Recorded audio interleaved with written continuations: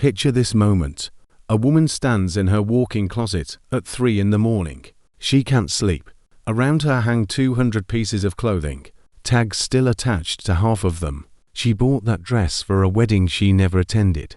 Those shoes for a version of herself she thought she'd become. The air smells like new fabric and broken promises. She realizes something terrifying. She spent $20,000 building a museum to a person who doesn't exist. Now imagine a different room. A man's apartment. 15 items of clothing. 1 plate. 1 cup. No television. When friends visit, they ask if he just moved in. He's lived there 5 years. But here's what they don't see. He works 3 days a week. Spends Tuesdays hiking. Thursdays learning piano. His bank account isn't impressive. But he hasn't set an alarm clock in 2 years. 2 people. 2 completely different relationships with the word enough. 1 drowning in abundance. 1 floating in simplicity. The question isn't who's right. The question is this: when did we forget that the goal wasn't to have everything? The goal was to need nothing. Because here's the truth nobody wants to hear. Every item you own owns a piece of you back. It demands your time, your attention, your mental space, your money to maintain it. The American dream sold us a lie. It told us freedom looks like a full shopping cart. But what if real freedom looked like empty hands? What if the weight we've been carrying isn't making us stronger? What if it's just making us tired? America runs on a simple engine: make people feel incomplete, then sell them completion. We perfected this system, turned it into an art form. From the moment a kid can understand language, we teach them one equation: happiness equals acquisition. You see it everywhere. Birthday parties buried in presents. Kids crying because they got the wrong color iPad. Parents competing through their children's possessions. Schools where status gets measured by sneaker brands. This isn't accidental. It's engineered. The average American sees between 4,000 and 10,000 advertisements daily. Each one whispers the same message: you're not enough. But this product will fix that. Marketers have a term for it: creating artificial need. They study your insecurities like scientists. Your fear of aging, your social anxiety, your desperate desire to feel successful. Then they build entire campaigns around those wounds. Consider the smartphone cycle. Every September, Apple releases a new iPhone. The old one works perfectly, but the new one has a slightly better camera, a minimally faster processor, and suddenly, your perfectly functional device feels obsolete. This is planned psychological obsolescence. They're not selling you technology, they're selling you relevance. The fear of being left behind. Research from Princeton Psychology Department reveals something fascinating. Once you earn roughly $75,000 annually, more money stops significantly improving day-to-day happiness. Yet Americans work themselves into exhaustion in 6 figures, 7 figures. Why? Because we confused the scoreboard with the game. We made net worth our self-worth. Then came social media. Instagram turned life into a performance. You're not living anymore. You're curating. Every experience gets filtered through one question: will this look good in my feed? Travel isn't about the journey. It's about the post. Restaurants aren't about the food. They're about the aesthetic. We're paying premium prices for experiences we don't fully experience because we're too busy documenting them. Studies from the University of Pennsylvania show something dark. People who spend more than 3 hours daily on social media show significantly higher rates of depression and anxiety, not because social media is inherently toxic, but because comparison is. You're comparing your behind the scenes to everyone else's highlight reel, and you're always losing. The storage unit industry tells another story. It's worth $39 billion in America. Think about that. We have so much stuff it doesn't fit in our homes, so we rent additional space, pay monthly fees, to store things we don't use, don't need, often forget we own. Americans spend $1.2 trillion annually on non-essential goods, items purchased impulsively, used once, then abandoned. That's not consumption. That's a coping mechanism. We're buying our way through anxiety, boredom, existential dread. The purchase gives a dopamine hit, Brief relief, then emptiness returns. So we buy again. It's a loop, an addiction, and just like any addiction, it promises freedom while delivering chains. In 2016, a Wall Street trader named James made $600,000. He lived in Manhattan, owned a Tesla, wore Tom Ford suits, ate at restaurants where appetizers cost $40. From the outside, he'd won. He'd achieved the American dream. Then one Tuesday morning, he had a panic attack so severe his assistants called an ambulance. At the hospital, the doctor asked a simple question: "When's the last time you felt peaceful?" James couldn't remember. He went home that night to his $3,000 a month apartment, looked around at his stuff, realized something horrifying. He didn't own any of it. It owned him. He was a slave to his lifestyle. Couldn't quit his job because of the mortgage. Couldn't take a vacation because of the car payments. Couldn't breathe because of the weight of maintaining an image. He made a decision that everyone called insane. Sold everything. Quit his job. Moved to a 500 square foot studio in Portland. His new place cost $800 monthly. He started freelance consulting. Works 4 months a year. Makes $40,000. Lives on 30. The first year was brutal. Not financially. Psychologically. His identity had been built on what he owned, what he earned, what he could afford. Strip that away, and he had to face a terrifying question: who am I without my stuff? He discovered something unexpected. Without the noise of constant consumption, he could finally hear himself think. He started painting, something he'd loved as a kid, stopped eating out, started cooking, discovered he actually enjoyed it, made friends who cared about conversations, not connections. His parents were horrified. His former colleagues thought he'd had a breakdown. But James describes it differently. He says he finally broke through. 3 years into this experiment, his father visited, looked around the sparse apartment, asked the question everyone asks: don't you feel like you're missing out? James pointed to his schedule. Tuesday, hiking. Wednesday, painting class. Thursday, volunteering at a community garden. Friday, reading in the park. He asked his father a question back: when's the last time you did something just because you wanted to? Not because you had to. Not because it looked good. Not because it advanced your career. His father couldn't answer. James didn't reject success. He redefined it. Success wasn't a number in a bank account. It was Tuesday afternoon with nothing scheduled. It was making rent in 4 weeks of work instead of 12 months. It was falling asleep without anxiety about tomorrow. He proved something radical. You don't need less because you can't afford more. You need less because less is actually more. More time, more peace, more freedom, more life. Let's talk about what your brain is actually doing when you shop. Neurologist Paul Zak at Claremont Graduate University discovered something fascinating. The moment you decide to purchase something, your brain releases dopamine, the same chemical released during sex, drug use, gambling. Shopping is literally addictive. But here's the problem. That dopamine spike is short-lived. 20 minutes, maybe an hour. Then it crashes. You're left with the item and without the high.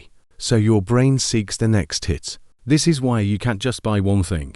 It's neuroscience, not weakness. Now let's talk about choice. Barry Schwartz's research is famous, but the implications go deeper than most people realize. When you have 3 options, your brain can process them effectively. When you have 30, something breaks. You don't make better decisions. You make slower decisions, more anxious decisions, often no decision at all. This is called analysis paralysis. CEOs understand this. That's why Steve Jobs wore the same outfit daily. Obama too. They're not making fashion statements. They're preserving cognitive resources for decisions that actually matter. The average person makes 35,000 decisions daily. Most are trivial. What to wear, what to eat, which route to take. Each one depletes mental energy. By evening, you're exhausted without understanding why. Researchers at Cornell found something else disturbing. Visual clutter increases cortisol production, your stress hormone. When your environment is chaotic, your nervous system stays in low-level fight or flight mode. You don't consciously notice it, but your body is slowly burning out. A study at UCLA Center on everyday lives tracked families. They found that mothers' stress hormones spiked when dealing with household clutter, not because they're neurotic, because the brain processes visual information constantly. Every item in your sightline requires a tiny bit of processing power. Multiply that by thousands of objects. You're forcing your brain to run a marathon while trying to relax. Now the economics. MIT professor Dunn spent decades studying financial behavior. His conclusion: we're predictably irrational about money. We'll drive across town to save $5 on a $20 item, but we won't negotiate $5,000 off a car purchase. We anchor to irrelevant numbers, buy things because they're on sale, not because we need them. The sale is the manipulation, not the opportunity. Elizabeth Dunn at the University of British Columbia researched happiness and spending. Her team found that experiential purchases create more lasting happiness than material ones. Why? Material items become part of the background. You adapt, stop noticing, but experiences become stories, memories, parts of your identity. Someone who bought an expensive watch stops seeing it after 3 weeks. Someone who took a camping trip tells that story 4 years. Here's the most important finding. From a neuroscience perspective, less isn't deprivation, it's optimization. Your brain literally works better with less input, less choice, less visual noise, less decision fatigue. This isn't philosophy, it's biology. Forget everything you've heard about minimalism. Forget the Instagram aesthetic, the all-white rooms, the pretentious humble bragging. This isn't about looking minimal, it's about living free. Here are 4 rules that actually work in America, where consumption is the default, where opting out makes you weird. Rule 1. The visibility test. If you can't see it, you don't own it. That box in the garage you haven't opened in 3 years. You don't own those items. They own storage space. They own your guilt about not using them, your anxiety about maybe needing them someday. Here's the test. If you can't remember what's in a storage area without looking, everything in it goes. No exceptions. No maybe dash I single quotes LL dash need dash it dash someday. Americans spend $57 monthly on average for storage units. That's $700 annually to store things they've forgotten about. That's not cost of ownership. That's cost of denial. Rule 2. The replacement cost versus usage equation. Before buying anything over $50, calculate cost per use. That $300 jacket you'll wear twice annually. $150 per use. That $50 jacket you'll wear weekly. About $1 per use. We think expensive means valuable. Often it means expensive. Outdoor retailer Ray did a study. Most Americans use their camping gear fewer than 5 times. That's hundreds of dollars for what's essentially a rental. The gear sits in garages, creating guilt, taking space. Better to rent when needed. Own nothing. Use everything. Rule 3. The 90-day waiting list. This is brutal but effective. When you want something, add it to a list. Don't buy it. Revisit in 90 days. Research shows that 90% of desired purchases lose their appeal within 3 months. That's not you being fickle. That's marketing wearing off. The artificial urgency fading. Your actual needs emerging from manufactured wants. Keep a note on your phone. I want this because. Write the reason. 3 months later, read it. You'll be shocked how silly most reasons sound with distance. I wanted those shoes because an influencer wore them. I wanted that kitchen gadget because of a TikTok video. None of that is real desire. It's manipulation with a time delay. Rule 4. The friendship audit for possessions. This sounds strange but works. Imagine each item in your home is a person. Would you invite them to your birthday party? Does this lamp bring value to your life? Does this decoration make you happy? Or are they just there, taking space, creating obligation? Marie Kondo got famous asking if things spark joy. But joy isn't the right metric for Americans. We're too numb from overconsumption to feel joy from objects. Better question, does this item earn its presence in my life? That treadmill you used 3 times, then turned into a clothes hanger. Guilty until proven innocent. Get rid of it. Stop feeling guilty. You're not wasting money by removing it. You wasted money by buying it. The removal is correction, not additional loss. Implement these 4 rules and something radical happens. You stop being a curator of stuff. You start being a guardian of space. Space for movement, for thought, for possibility. Your home stops being a warehouse. It becomes a launching pad. Here's what nobody tells you about minimalism in America. It's not about having less. It's about having exactly enough. And enough is different for everyone. For some, it's 50 items. For others, 500. The number doesn't matter. What matters is intentionality. Every item present by choice, not by default, not by momentum, not by marketing, by genuine decision. That's the goal, not emptiness, clarity. Let's be honest about what you'll lose. First, convenience. When you own less, you can't just grab something from the closet. You might need to wash clothes more often, make conscious decisions, plan ahead. Americans are addicted to convenience, having 17 options for every situation. Minimalism requires thought. For some, that feels like work. Second, social camouflage. In America, stuff is communication. Your car tells people who you are. Your house, your clothes, your phone. When you opt out of that language, people get uncomfortable.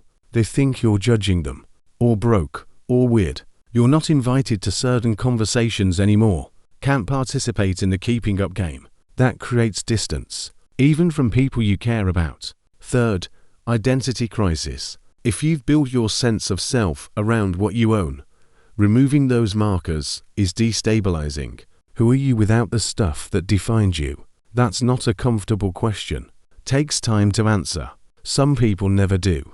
They return to consumption because the emptiness scared them. Fourth, the switching cost. Getting rid of things takes time, energy, decision-making power. You can't just snap your fingers. It's work, emotional work. You'll face regret, second-guessing, grief over letting go. That's real. That's valid. Nobody said this was easy. But here's what you gain. Financial resilience. When your monthly expenses are low, losing a job isn't catastrophic. It's a temporary inconvenience. You have runway, options. You can take risks other people can't. Temporal freedom. The average American spends 6 months of their life shopping, another 4 months managing and organizing possessions. That's 10 months you get back. 10 months to learn something, build something, become someone. Mental clarity. Without constant decision fatigue about stuff, your mind has space. Ideas emerge. Creativity flows. You notice things you were too busy to see before. You're present in your own life instead of managing it from a distance. Emotional stability. Your happiness isn't tied to acquisition anymore. Market crash doesn't destroy you. Job loss doesn't define you. Someone else's success doesn't diminish you. You've found a foundation that can't be shaken by external circumstances. The cost is real. The payoff is bigger. You're not trading down. You're trading different. Less stuff, more life. The question is whether you're brave enough to make that trade. 2025 is different. We're living through the most overwhelming period in human history. The average American checks their phone 6 times daily, every 7 minutes. We're not present anymore. We're not even pretending. We're cyborgs, fused to devices, constantly stimulated, never satisfied. The attention economy has won. Your focus is the product. Facebook doesn't sell social networking. It sells your eyeballs to advertisers. Instagram doesn't sell photo sharing. It sells your insecurities to brands. TikTok doesn't sell entertainment. It sells your time to the highest bidder. And we volunteered for this. We signed up, gave away our most valuable resource for free. The environmental cost is invisible, but catastrophic. Fast fashion creates 92 million tons of textile waste annually. Most of it ends up in landfills or burned. Your $10 t-shirt required 700 gallons of water to produce. For something you'll wear 5 times. Americans throw away 81 pounds of clothing per person yearly. We're not consumers anymore. We're locusts, destroying the planet one purchase at a time, then pretending we care by buying eco-friendly products. The mental health crisis is connected. Depression rates have doubled since 2000. Anxiety disorders affect 40 million Americans. Suicide rates are climbing. And we keep prescribing the same solution.